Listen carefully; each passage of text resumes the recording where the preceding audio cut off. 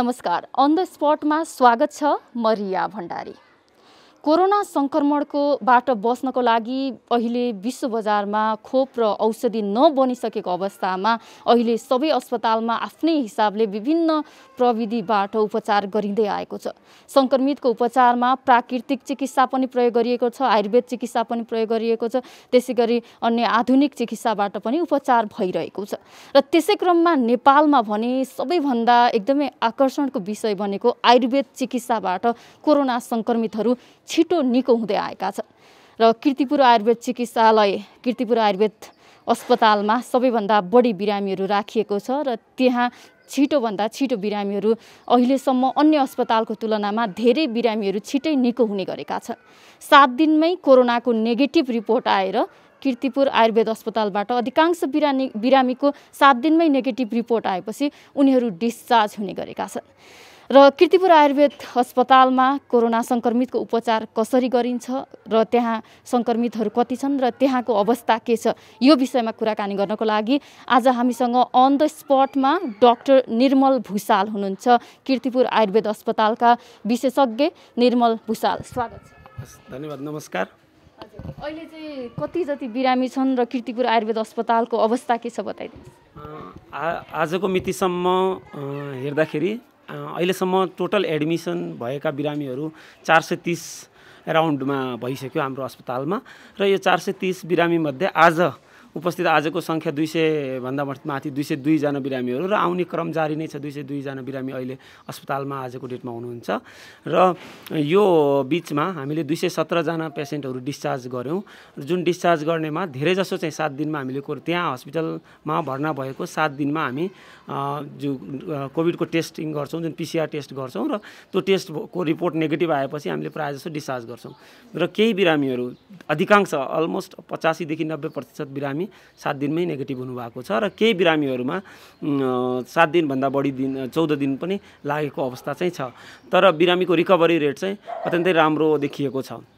जस्तो आयुर्वेद अस्पतालमा चाहिँ संक्रमितहरूलाई कसरी उपचार गरिन्छ भन्ने चाहिँ सबैको चासोको विषय बनेको छ। के गर्नुहुन्छ त्यहाँ? एउटा संक्रमित गइसकेपछि उनीहरूको उपचार कसरी गरिन्छ? हुन त यो आयुर्वेदको धेरै भिन्न र अन्य अस्पतालहरूको धेरै भिन्न भन्ने होइन। हामी पनि स्वास्थ्य मन्त्रालय अन्तर्गतको प्रोटोकल, विश्व स्वास्थ्य सङ्गठनले दिएका प्रोटोकलहरू चाहिँ लागू नै गर्छौँ। त्यसमा भिन्न अन्य अस्पतालहरूभन्दा भिन्न एउटा त पहिला सरकारले चाहिँ यसलाई फर्स्ट लेभलको हस्पिटल तोकेको हुँदाखेरि एसिम्टोमेटिक र माइल्ड सिम्टम्सको पेसेन्टहरू पठाउनु भएको थियो स्वास्थ्य मन्त्रालयको थ्रु। र बिचमा चाहिँ अब अहिले चाहिँ ग्रेडिङ हटाइसकेको अवस्था छ र माइल्ड सिम्टम्सका पेसेन्ट या एसिम्टोमेटिक भर्ना हुनुहुन्छ। र हाम्रो भिन्नता के छ भने हामी अन्य अस्पतालमा सिम्टोमेटिक म्यानेजमेन्ट छ, हामी कहाँ एसिम्टोमेटिकलाई पनि हामीले त्यही बनाएको एउटा औषधि दिएका छौँ। र अन्य चिकित्सामा लाक्षणिक रूपमा आयुर्वेदको औषधिहरू हामीले प्रयोग गरेका छौँ। औषधिहरू चाहिँ के प्रयोग गर्नुहुन्छ? आयुर्वेद औषधिहरू जो संक्रमितलाई दिनुहुन्छ त्यो औषधिहरूको नाम बताइदिनुहोस् न। हामी संक्रमितलाई आयुर्वेदकै औषधिमा त्यहाँ एउटा हामीले गुडुचीको घनबटी, जसमा त्रिकटु र अब्रक भस्मको प्रक्षेप राखेर एउटा औषधि बनाएको छ। त्यहाँ हाम्रै अस्पतालमा बनेको औषधि छ। त्यो एउटा सबै इरेस्पेक्टिभ सम्पूर्ण पेसेन्टलाई हामीले दिन्छौँ। दिनमा 2-2टा गोली, दिनमा 3 पटक। एउटा त त्यो भयो एसिम्टोमेटिक, लक्षण नभएका र भएका दुवै प्रकारका बिरामीहरूलाई, सबै भर्ना भएकालाई। अर्को हामीले अहिले तत्काल सुरु गरेको एउटा फेरि चाहिँ चियाको रूपमा, फान्टको रूपमा या त्यसलाई क्वार्ट्स बनाएर यष्टी मधु र त्रिकटुको हामीले पहिलेदेखि चाहिँ त्यहाँ हाम्रो चाहिँ जुन लक्षण र लक्षण नभएका दुईटै खालका बिरामीलाई दिएका छौँ। र लक्षण भएका बिरामी जुनलाई खोकी छ, त्यो खोकीको औषधि जस्तै सितोपलादी होस्, अब कसैलाई ज्वरो छ भने गोदन्ती गिलोयसत्तो होस्, या कसैलाई चाहिँ सिम्टम जस्तो माउथ अल्सर छ या गेस्ट्राइटिस जस्तो छ भने अभिपत्तिकर चूर्ण किन नहोस्। यसरी विभिन्न आयुर्वेदका जुन औषधि, शास्त्रीय औषधि, हामीले कुनै नयाँ खोज गरेको होइन। हाम्रा किताबमा वर्णन भएका लक्षण अनुसारका जुन औषधिहरू छन् तिनै औषधिहरू हामीले अवस्था अनुसार चलाइरहेका छौँ। साथसाथै केही बिरामीहरू जुन हामीले भन्यौँ, जुन थोरै मात्र बिरामीहरू जसलाई चाहिँ अलिकति बढी सिम्टम्सहरू भएको छ, जसलाई अलिकति गाह्रो भयो, SpO2 लेभल धेरै घटेको छ या खोकीको मात्रा बढी भएको हुँदा हामी कहाँ इन्टरभेन्सन जस्तो डायग्नोस्टिक अलिकति छैन। हामी कहाँ त्यति राम्रोसँग हामीले म्यानेज गर्न सकिरहेको छैन। हुन त अस्पतालमा डायग्नोस्टिक छ, तर कोभिडको बिरामीलाई हामीले जस्तो एक्सरे गर्नुपर्ने अवस्था या केही चाहिँ इन्टरभेन्सनहरू गर्नु पर्यो भने हामीले चाहिँ APFमा या टेकुमा ट्रान्सफर या रिफर गर्ने गरेका छौँ। हामी कहाँ चाहिँ म्यानेजमेन्ट र ओभरअल चाहिँ एप्रोच छ, तर डायग्नोस्टिक या इन्भेस्टिगेसन एप्रोच चाहिँ हामीले अहिले सुरु गरिसकेका छैनौँ। जस्तो कोरोना सङ्क्रमितहरू चाहिँ जब त्यहाँ आउनुहुन्छ, आइसकेपछि त्यहाँ चाहिँ 7 दिनमा धेरै जस्तो चाहिँ डिस्चार्ज हुनुहुन्छ निको भएर नेगेटिभ रिपोर्ट आएर। तर अन्य अस्पतालहरूमा चाहिँ 14 दिनसम्म हामीले पोजिटिभै रिपोर्ट देख्छौँ र 14 दिनपछि नेगेटिभ रिपोर्ट आएपछि मात्र डिस्चार्ज भएको देख्छौँ। आयुर्वेदमा चाहिँ त्यस्तो के रहेछ जसले गर्दा बिरामीलाई सङ्क्रमितलाई छिटो निको हुन सहयोग पुगिरहेछ?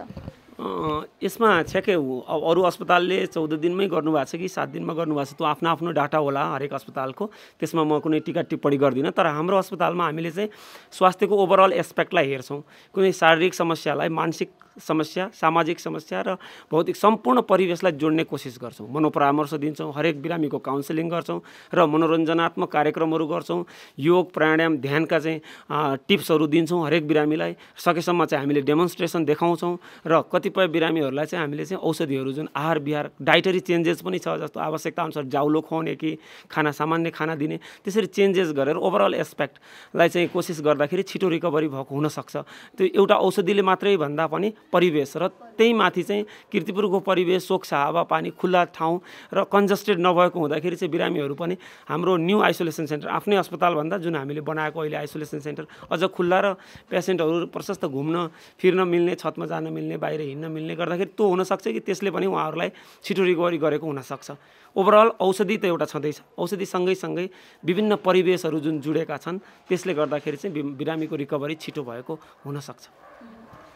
जस्तो तपाईँहरू त्यहाँ फ्रन्ट लाइनमा खटिने चिकित्सक होइन, स्वास्थ्य कर्मीहरू हुनुहुन्छ, त्यहाँनिरको चिकित्सक स्वास्थ्य कर्मीहरूको अवस्था चाहिँ के छ? उनीहरू फ्रन्ट लाइनमा खटिँदाखेरि पर्याप्त मात्रामा स्वास्थ्य सामग्रीहरू, पिपीहरू छन्?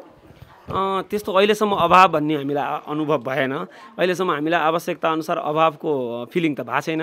त्यो चाहिँ म्यानेजमेन्टले अब कार्यकारी निर्देशकको लेभलमा होस् या कोअर्डिनेटरको लेभलमा होस् त्यो हेर्नु भएको होला। हामी चिकित्सकले चाहिँ चिकित्सा गर्दाखेरि चाहिँ हामीलाई यो अभाव भयो, हामीलाई यो कमी भयो भन्ने चाहिँ फिलिङ भएन। अब 200 जना जति बिरामी या 150 भन्दा बढी बिरामी राख्दा खानामा कहिलेकाहीँ पेसेन्टहरूबाट सामान्य कम्प्लेनहरू आए, ती कम्प्लेनहरू सबै बिरामीलाई एउटै खालको युनिफर्मिटी ल्याउन नसकेर पनि हुनसक्छ। त्यसले गर्दाखेरि हामीले हाम्रो चाहिँ अनुभव, हाम्रो बसाइ पनि त्यति अप्ठ्यारो, किन भन्दा सोफिस्टिकेटेड अस्पतालमा पहिलेदेखि ट्रेनिङ सेन्टर पनि भएको हुँदाखेरि चाहिँ अस्पतालमा ट्रेनिङमा आएका पार्टिसिपेन्टलाई बस्ने रुमहरू भएको हुँदाखेरि चाहिँ एट्याच्ड बाथरुमहरू हामीलाई एभाइलेबिलिटी त्यहाँ चाहिँ कुनै पनि कमी देखिँदैन कुनै पनि स्वास्थ्य कर्मीलाई जस्तो मलाई लाग्छ। कतिको सुरक्षित महसुस हुन्छ जब तपाईँहरू फ्रन्ट लाइनमा डाइरेक्ट सङ्क्रमितसँग गएर सङ्क्रमितको उपचारमा खटिनुहुन्छ, तपाईँहरू कतिको सुरक्षित महसुस हुन्छ? त्यो चाहिँ कस्तो हुन्छ भन्दाखेरि पहिला नखटिँदासम्म एउटा फिलिङ आउँछ। जब तपाईँ ड्युटीमा भइहाल्नुहुन्छ, त्यहाँ ड्युटीमा गइसकेपछि त्यस्तो खालको फिलिङ, त्यो खालको इन्फेरिटी, त्यो खालको डर चाहिँ हटिहाल्छ। जुन चाहिँ जब ड्युटीमै हुँदैनौँ, जस्तो पहिला चाइनामा कोभिड हुँदाको अवस्थामा पनि हामी त होइन आइसोलेसनहरूमा काम गर्नुपर्छ, यसरी ल्याउनुपर्छ भन्ने खालको मानसिकता राख्थ्यौँ र अहिले पनि त्यहाँ ड्युटीमा नहुँदाखेरि चाहिँ एउटा खालको चाहिँ कन्सियसनेस आउँछ। तर ड्युटीमा गइसकेपछि त अब प्रोटेक्टिभ चाहिँ पिपीहरू लगाएर ड्युटी गर्नै पर्यो र सामान्य चाहिँ हामीले त अझै कतिपय कुराहरू धेरै सजिलो गराएका छौँ। फोन काउन्सिलिङ हुन्छ, धेरै कन्सल्टेसनहरू फोनबाटै डिलिङ गर्न सकिन्छ र पेसेन्टलाई एउटा डिस्टेन्स मेन्टेन गरेर कम्युनिकेट गर्छौँ। डाइरेक्ट एक्सपोजर गर्नुपर्ने धेरै कम अवस्थाहरू डेभलप गरेका छौँ हामीले। त्यसरी एउटा टेक्निक्सहरू लगाएका छौँ र फेरि हाम्रोमा सिभियर पेसेन्टहरू नभएको हुँदा कन्टिन्युअस मोनिटरिङ गर्न नपर्ने हुँदाखेरि चाहिँ हामीलाई अलिकति सजिलो पनि भएको छ। अन्य अस्पतालहरू या आइसियुमा या भेन्टिलेटरमा भएको बिरामीको केयरिङ गर्दाको जस्तो बाध्यता हामीलाई अलिकति सजिलो पनि छ। अहिले कीर्तिपुर आयुर्वेद अस्पतालमा चाहिँ सङ्क्रमितहरू कति छन् र उनीहरूको अवस्था कस्तो छ? जो सिकिस्त हुन्छन् उनीहरूको उपचारमा चाहिँ के गरिन्छ? हिजोसम्म त म आफै ड्युटीमा थिएँ, तर आजबाट चाहिँ अर्को डाक्टर साहबले, डाक्टर उज्जवल र डाक्टर जितेन्द्र कुमार मण्डल ड्युटीमा हुनुहुन्छ। अब आजबाट उहाँहरू हुनुहुन्छ। तर हिजोसम्मको परिस्थितिमा एक लेभलको बिरामी थियो भने हिजै 50-60वटा बिरामी इन्क्रिज हुनुभयो। आज 202 जना बिरामी, अहिले बिहान भर्खर मैले फोन गरेर सोद्धा त्यति बिरामी हुनुहुन्थ्यो।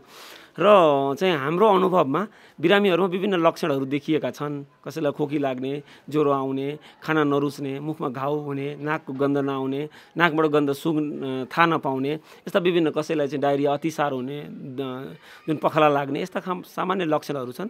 लक्षणहरू अनुसार हामीले औषधि दिएका छौँ र हामीले चाहिँ कन्टिन्युअस SpO2 लेभल, अक्सिजनको लेभल चाहिँ मोनिटर गर्छौँ र त्यसमा यदि परिवर्तन आएर एउटा लेभलभन्दा तल झरिसकेपछि 90 भन्दा तल आयो भने हामीले चाहिँ केही इन्टरभेन्सनहरू गर्छौँ। हामी कहाँ म्यानेज हुने लेभलसम्म हामी म्यानेज गर्छौँ र मेरो ड्युटी पिरियडमा एकजना पेसेन्टलाई हामीले APF रिफर गऱ्यौँ, किन भन्दा हामीलाई त्यो इन्भेस्टिगेसन एक्सरेहरू गर्नु बाध्यता देखियो जुन हामी कहाँ थिएन। त्यसले गर्दा त्यो फेरि कोअर्डिनेसन हुन्छ, त्यति आतिनुपर्ने हुँदैन, किन भन्दा HOC ले हेल्प गर्छ। त्यो हेल्प अनुसार हामी कोअर्डिनेटेड टिम वर्क जस्तै छ। यो आयुर्वेद मात्रै नभएन र एलोपेथी, आयुर्वेद, स्वास्थ्य मन्त्रालय सबै एउटा टिममै काम गरिरहेको अवस्था हो। हामीलाई त्यो फिल हुँदैन कि हामी अलग हौँ, स्वास्थ्य कर्मीहरू भएर हामी अलगै छौँ, हामीले अलगै एउटा नयाँ काम गर्दैछौँ भन्ने फिलिङ चाहिँ आउँदैन जस्तो लाग्छ मलाई त्यहाँभित्र बस्दाखेरि। अब अहिले सङ्क्रमितहरू तीव्र रूपमा बढिरहेको छ। तपाईँ आयुर्वेद विशेषज्ञ पनि भएको नाताले अब यही हिसाबले सङ्क्रमित बढिरह्यो भनेदेखि कस्तो होला? उपचारको स्थिति गर्न सकिने स्थिति होला कि नहोला? कस्तो अवस्थासम्म आउन सक्ला? मेरो यो पर्सनल विचार राख्दाखेरि सङ्क्रमितको सङ्ख्या बढ्दै गयो भने लाक्षणिक चिकित्सालाई एकदम इन्क्रिज गर्नुपर्छ। हाम्रा स्वास्थ्य कर्मीहरू जति पनि हुनुहुन्छ देशका कुना काप्चामा या सिटीका चाहिँ टोल टोलमा जुन हाम्रा चाहिँ हेल्थ सेन्टर किन नहोस् या मेडिकल फार्मेसिज किन नहोस्, उहाँहरूलाई लाक्षणिक चिकित्साको ट्रेनिङ भर्बल होस् या अनलाइन होस् या मिडियाबाट यस्तो लक्षण आउँदा यस्तो ट्रिटमेन्ट दिनुपर्छ भनेर चाहिँ त्यो खालको चाहिँ एजुकेसन या त्यो खालको ट्रेनिङ चाहिँ लार्ज स्केलमा दिन सकियो भने अब सङ्क्रमित यदि बढिहाल्यो भने पहिलो त प्रोटेक्सन हो। यदि बढिहाल्यो भने पनि धेरै हदसम्म, किन भन्दाखेरि म्याक्सिमम पेसेन्टलाई चाहिँ सिम्टम्सलाई सामान्य आयुर्वेदिक, एलोप्याथिक कुनै पनि औषधिले म्यानेज गर्न सकिन्छ। त्यसले गर्दा यति धेरै भयभीत भएर डरलाई कसैले म्यानेज गर्न सकिन्न। त्यही भएर त्यो डर हटाउनु पर्यो। डर हटाइसकेपछि हाम्रा स्वास्थ्य कर्मीहरू पनि निडर हुनुभयो भने यसको चाहिँ लडाइँमा विरुद्धमा पक्कै पनि जित प्राप्त गर्न सक्नुहुनेछ कुनै पनि स्वास्थ्य कर्मीले। र अभियसली अहिले चाहिँ हाम्रो आयुर्वेद सिस्टमलाई जहिले पनि नसर्ने रोग, दीर्घ रोग, पुरानो रोगलाई हेरिएको थियो र अहिले कोभिडको बेलामा पनि इन्फेक्सियस डिजिज जुन सरुवा रोगमा पनि हामीले चाहिँ काम गर्ने अपर्च्युनिटी पायौँ र काम गरेर पनि देखाइरहेको अवस्था छ।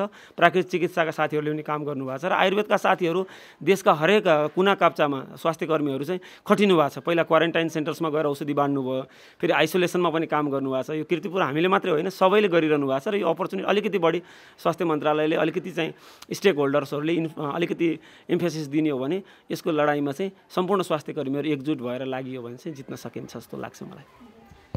जस्तो कोरोना सङ्क्रमण फैलिरहँदाखेरि चाहिँ जनमानसमा विभिन्न खालको कुराहरू जस्तो आयुर्वेद घरमै पनि कोरोनाबाट बस्नको लागि विभिन्न उपाय अपनाइरहेका छन्।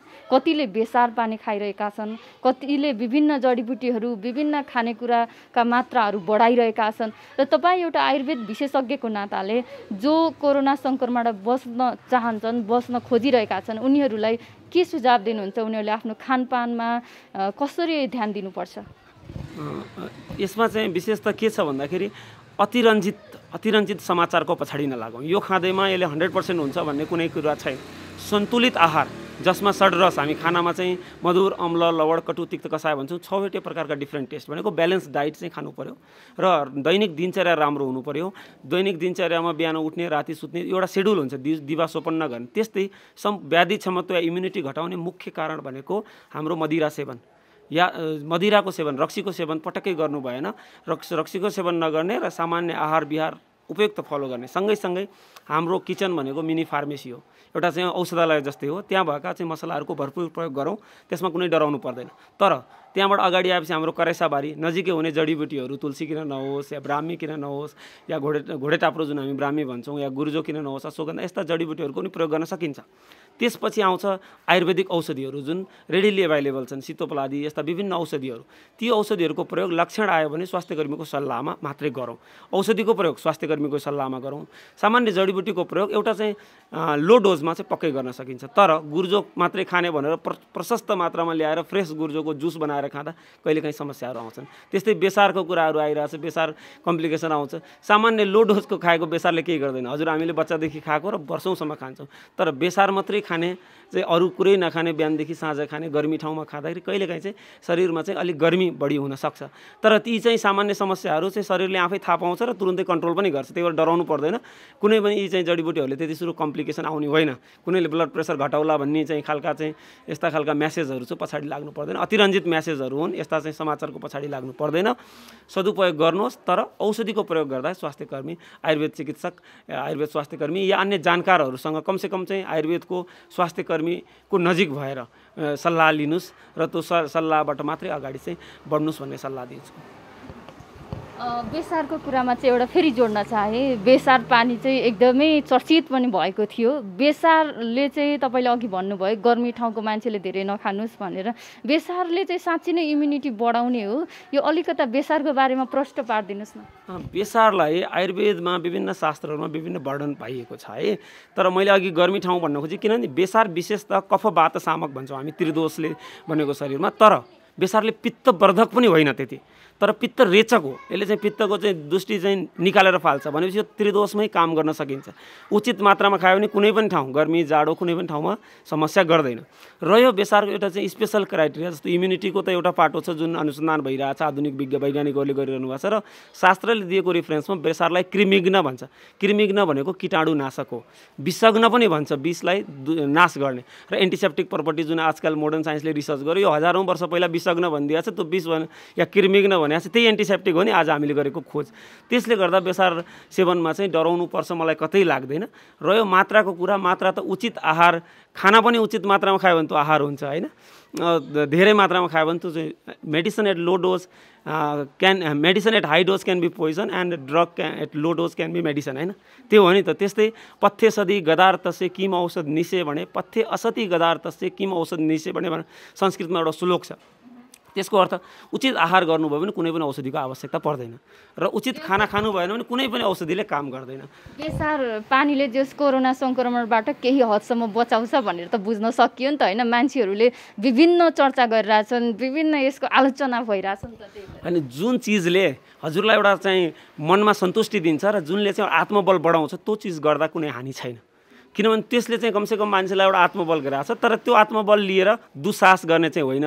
सम्पूर्ण स्वास्थ्य मन्त्रालय दिएका चाहिँ जस्तो अहिले मैले मास्क लगाइरहेको छु, यो मास्क चाहिँ हटाउने, बेसार खाएको छु, म आयुर्वेद औषधिबाट खाएर चाहिँ म प्रोटेक्टिभ छु भनेर दुस्साहस नगरौँ। किन भन्दा हामी पनि यो बिमारीलाई यति धेरै खोतलिसकेका छैनौँ, यसमा हामी पनि पूर्ण जानकार भइसकेका छैनौँ। हाम्रो पनि अध्ययनकै विषय हो। त्यसले गर्दाखेरि चाहिँ विश्वव्यापी लगाइएका मान्यताहरू हामी पालन गरौँ। तर हामीसँग भएका हाम्रा ज्ञान, हाम्रा चाहिँ जडीबुटीहरू, हाम्रा भान्साका मसलाहरू हामी पक्कै सदुपयोग गरौँ। हामी नडराउँ। कसैको भनाइमा कसैको अतिरञ्जित यसले केही पनि गर्दैन, तातो पानीले केही पनि गर्दैन भन्ने कुराको पछाडि नलागौँ भन्ने मेरो सल्लाह र सुझाव पनि छ। अन्तिममा के भन्न चाहनुहुन्छ आम सर्वसाधारणलाई? अहिले जो कोरोनाबाट त्रसित छन्, कसैलाई सङ्क्रमण भइसकेको छ, होम आइसोलेसनमै छन्, कति चाहिँ सङ्क्रमण होला कि भन्ने डराएर छ, अन्तिममा तपाईँले दिने मेसेज के हो? मेरो मेसेज के छ भन्दाखेरि यो कोरोना एक त लाग्नेलाई, जसलाई कोरोना लागिहाल्छ या लाग्दैछ या लागेको जस्तो अनुभव गर्नुहुन्छ, त्यति नडराउनुहोस्। पहिला चाहिँ आत्मबल बढाउनुहोस्। यसले चाहिँ त्यतिसरी तत्कालै तपाईँको चाहिँ मृत्यु लिने होइन। भाइरस र तपाईँको लडाइँमा तपाईँ आफै हार्नुभयो भने भाइरसले तपाईँमाथि विजय प्राप्त गर्न सक्छ। तर तपाईँले आत्मबल बढाउनुहोस् र भाइरसलाई जित्न सक्छु भन्ने मनोबल बढाउनु भयो भने युद्ध जित्न पक्कै सक्नुहुन्छ। एक। दोस्रो, जसका परिवार, जसको चाहिँ कोभिड सफरहरू हुन्छ, जसका होम आइसोलेसनमा बस्नुभएको छ, त्यसलाई घृणाको दृष्टिले नहेरिदिनुहोस्। उहाँहरूलाई आत्मबल बढाउनुहोस्। एउटा दूरीबाट तपाईँहरूले सहयोगको भावना मेन्टेन गर्न सक्नुभयो भने पक्कै पनि उहाँलाई चाहिँ, र तपाईँहरूलाई लाग्ने पनि होइन, दूरी डिस्टेन्स मेन्टेन गरेर गर्न सकियो भने चाहिँ त्यो सहयोग, त्यो आत्मबलले तपाईँको समाज परिवारमा भएका सम्बन्धहरू अझै सुदृढ हुन्छन्, अझै आत्मबल बढ्दै जान्छन् र समाज अझै बढी सुदृढ, अझै हाम्रो परिष्कृत हुन्छ। तर यदि घृणाको दृष्टिले अहिले हेरियो भने यो समाजको बाटै अर्कै हुनेछ। भोलिका दिनमा हाम्रो समाजमा मनोवैज्ञानिक प्रभावहरू देखिनेछन्, डिभोर्सहरू बढ्नेछन्, परिवारमा चाहिँ कलह सुरु हुनेछ। त्यसले गर्दा अहिले एकदम यो क्रिटिकल फेज हो। यो फेजमा गरिएको सहयोग सधैँभरिको लागि हुन्छ। त्यसले गर्दा कमसेकम दूरी मेन्टेन गरेर सकिन्छ भने सहयोग गरौँ। हो, त्यसमा चाहिँ त्यो सामाजिक दूरी या चाहिँ मेन्टेन नगरौँ, भौतिक दूरी चाहिँ पक्कै मेन्टेन गरौँ। हस्, यहाँलाई समय र जानकारीको लागि धेरै धेरै धन्यवाद। हस्, धन्यवाद। यहाँ आइदिनु भयो, मेरो चाहिँ कुराहरू राख्नलाई चाहिँ मलाई अपर्च्युनिटी दिनुभयो। हस्, धन्यवाद। Thank you so much. पक्कै पनि डाक्टर निर्मल भुषालले भने जस्तै हामीले स्वास्थ्य मन्त्रालयले बनाएको मापदण्डहरू, सरकारले गरेका लकडाउनको पालना गर्नुपर्ने कुराहरू गरौँ र हामीले आफ्नो भान्सालाई मिनी फार्मेसी, भान्सामा पाइने मसलाहरू र विभिन्न योग व्यायाम, बिहान उठ्ने बित्तिकै व्यायामहरू गर्ने, यस्ता कुराहरू गरेर हामीले भाइरसलाई जित्न सक्छौँ भन्ने आत्मविश्वास र आत्मबल बढाउन आवश्यक छ। आजलाई अन द स्पट यति नै। अन द स्पटबाट क्यामेरामा कान्छा डङ्गल र म रिया भण्डारी बिदा चाहन्छु। नमस्ते।